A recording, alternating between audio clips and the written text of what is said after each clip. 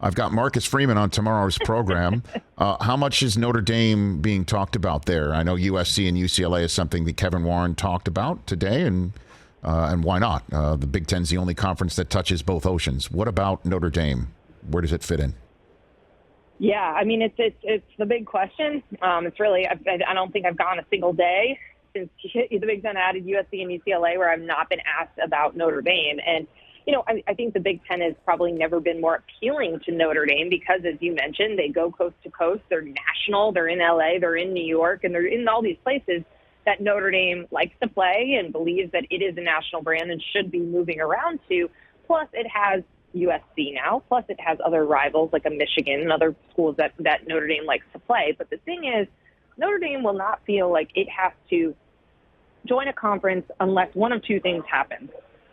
One, it can't schedule the way that it wants to. So that's the traditional games, but that's also just having teams willing to play you in different parts of the year to fill out your schedule, to fill out that national schedule.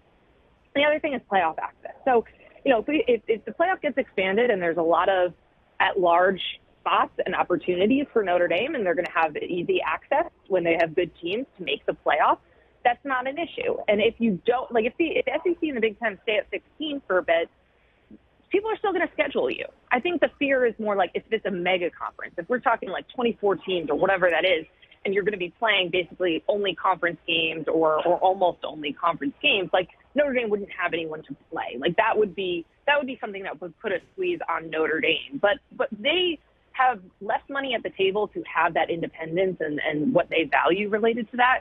So the question then just becomes, about those two major factors, the schedule and playoff access. And if they think that they can still exist and have their independence and do what they want, schedule who they want, make the playoff when they're good, they don't feel that impetus to do it. But again, they carry so many cards. Every conference would take a call from them. Any conference would add them.